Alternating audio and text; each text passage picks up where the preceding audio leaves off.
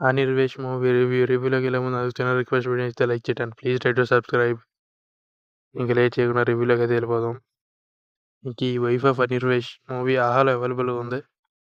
So దీన్ని complete చేసిన తర్వాత నా ఒపీనియన్ చెప్పాలంటే నాకైతే జస్ట్ యావరేజ్ అనిపించింది.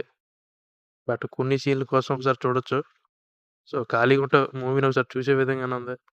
ఇండియా రివ్యూలోకి వెళ్దాం. కథ విషయానికి వస్తే మన రామప్రసాద్ పోలీసులకైతే తన వైఫ్ గురించి చెప్తుంటాడు ఎలాగని.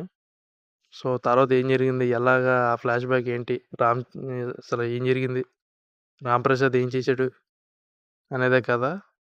ఇందులో వైఫ్ క్యారెక్టర్ ఏంటి అనేదే కదా. ఇంక ఈ మూవీని ఫ్యామిలీతో చూడొచ్చు అంటే సో మూవీలో మసాలా సీన్స్ అయితే ఉన్నాయి. సో చూడలేం. కేవలం కొన్ని సీన్ల కోసం ఎన్నో సినిమాల్లో చూసిన అదే రొటీన్గా అనిపించదు. బట్ రైటింగ్స్ అయితే నాకు చాలా బాగా నచ్చింది. ఈ మూవీలో రైటింగ్స్ అయితే అల్టిమేట్ అని చెప్పొచ్చు.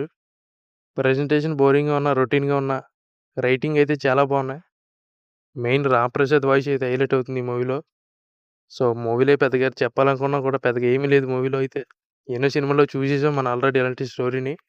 బట్ ఎందుకు చూడొచ్చు అంటే కేవలం కొన్ని సీన్లే, అది కూడా ఖాళీగా ఉంటేనే. సో ఫస్ట్ హాఫ్ అనేది సోసోకి వెళ్తుందంటే సెకండ్ హాఫ్ కూడా అలా నీరసంగా స్టార్ట్ అవుతుంది. సో ఓవరాల్గా రొటీన్ సినిమాలాగా ఎండ్ అవుతుంది ఈ మూవీ కూడా.